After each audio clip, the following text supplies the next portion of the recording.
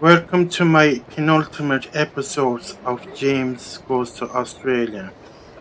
I will be visiting St. Patrick's Cathedral for Mass and ride the Melbourne Star Wheel. I will be flying the Qantas A380 plane to Singapore. Sit back and enjoy the program.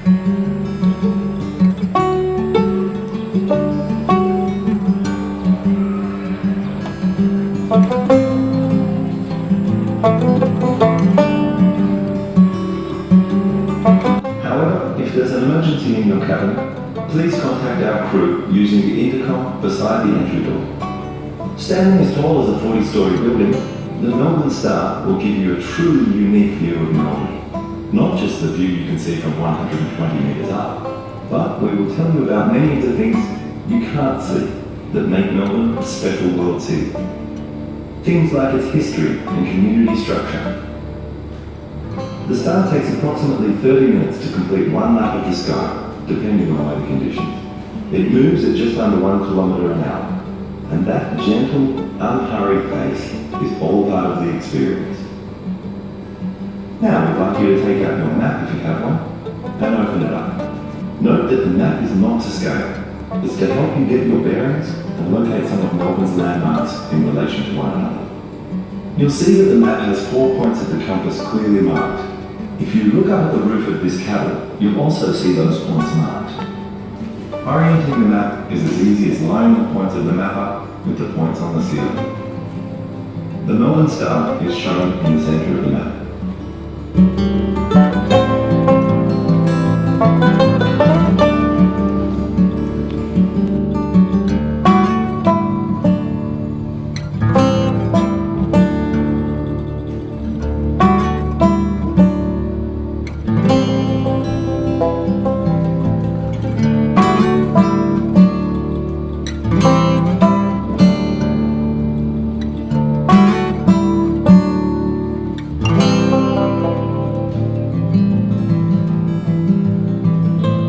Cranes and containers of the Port of Melbourne, the largest port for containerised cargo in the Southern Hemisphere.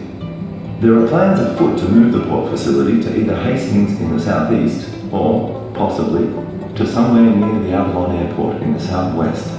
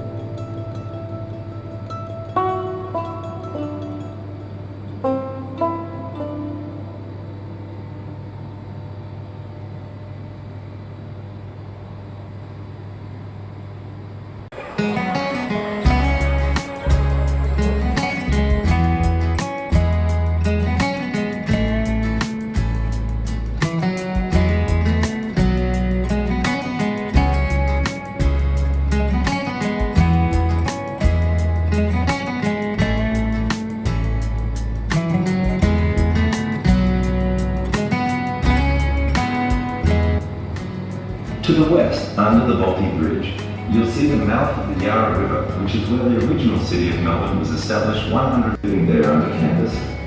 They came in that great population surge that accompanied the gold rush. Between 1851 and 1868, a total of around 150,000 people came to Victoria seeking their fortune. Back then, immigrants came from all over the world.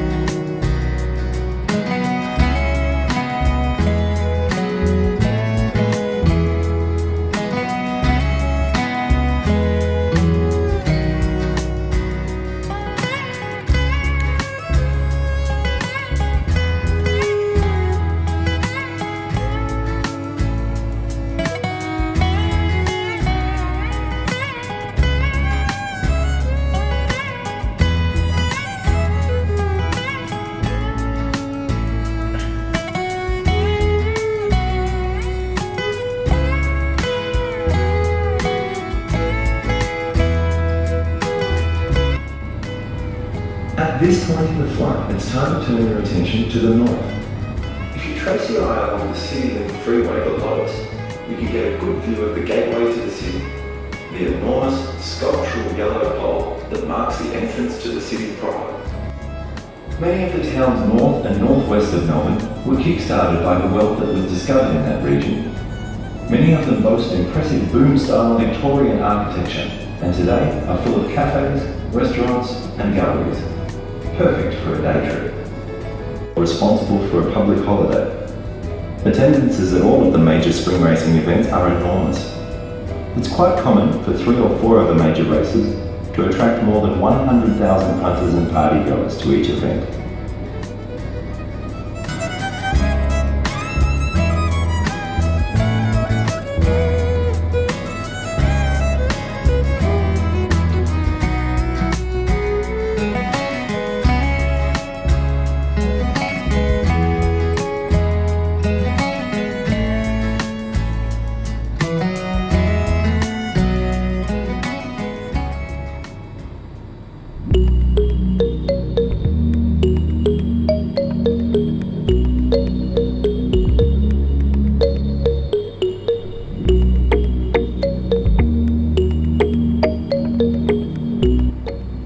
rides on a sheep's back, and many of those sheep were grazed and shorn in Victoria's western districts. Closer in the southwest, you might see ships moored at the Naval Dockyard in Williamstown. Many of the Australian Navy's ships were built there and continue to be maintained there. Also in the same direction, in the closer southwest, lies Fisherman's Bend. For a long time it was home to a large part of Victoria's auto industry, General Motors Holden and Toyota in particular. Today, many of the roofs you see down there are on old factories and warehouses that will soon be redeveloped as urban housing. Out to the south, you'll see a large green wedge on the middle distance. That is Albert Park, and is one of the many landmark parks that make Melbourne one of the greenest cities in the world. It is also the location of the Australian Formula One Grand Prix.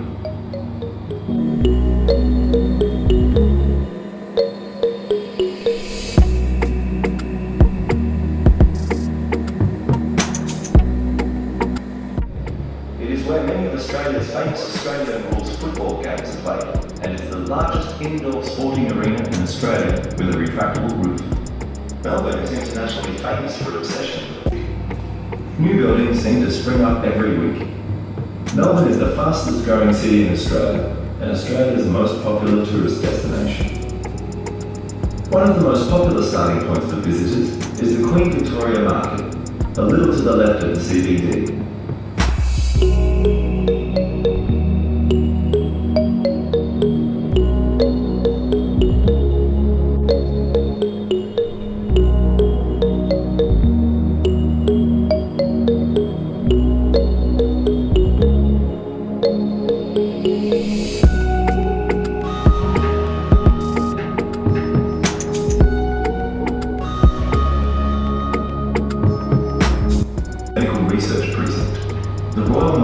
Has just been rebuilt, as has one of the leading children's hospitals, the Royal Children's, and the Peter MacCallum Cancer Centre is being constructed there. This is a unique and world-famous part of Melbourne. Many of the medical discoveries and innovations that Australia is internationally famous for example, the development of the bionic ear, research into cervical cancer, and more recently, the development of the world's first celiac disease vaccine, happened right here, along with much, much more.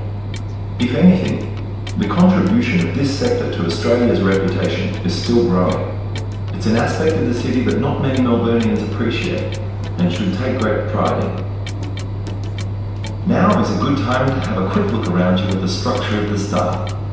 1,000, including more than 7.5 kilometres of pipe, secured by 21,000 bolts. This is a major feat of engineering design, and there are many aspects of this design that are world-leading. In fact, the Star is the largest solid steel compression wheel ever built in the world. So it is no wonder that Melbourne Star has recently been a finalist in International Structural Design Awards.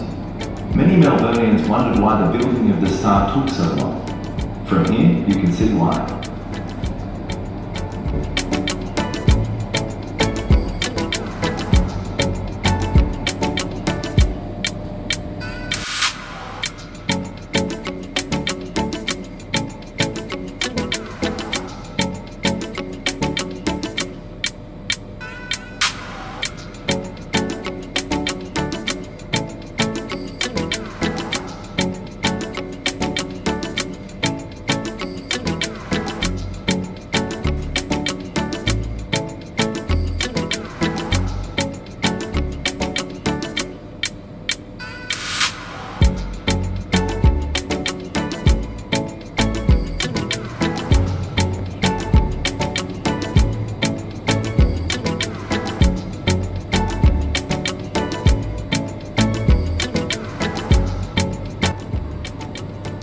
Your ride on the Melbourne Star is coming to an end. After you alight from your cabin, you'll exit through the Star gift shop. There's some unique memorabilia there. It's worth pausing to have a look around. You'll also see a photo of yourself enjoying your experience, which you can purchase to keep the experience fresh in your mind. As you exit, you'll also see panels promoting Melbourne's star qualities. These are the special mix of qualities of the city that make it the unique world city it is today, and consistently voted the world's most livable city. We encourage you to look at this information, those who know where to look. And now that includes you. We hope we've inspired you. Whether this is the start of your relationship with this great city, or simply a reminder to you of why you love living here. Either way, enjoy yourself. And please watch your step as you leave the cabin. Oh yeah, and see you around.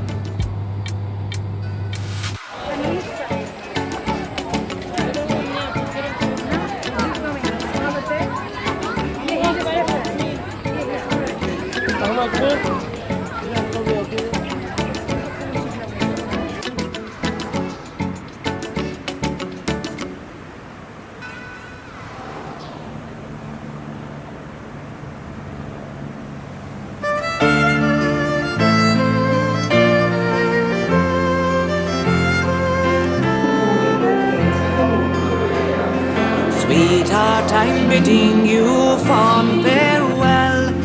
I will be yours someday. I'm bound for a new land, my fortune to try, and I'm ready to sail away. Far away in Australia, soon will fate be kind, and I will be ready to welcome at last the girl I left behind. Oh, you can't leave me, this poor maiden said, I will not let you go. But I must leave you, he gently replied, if for only a while you know. Far away in Australia, soon will fate be kind, and I will be ready to welcome at last the girl I left behind.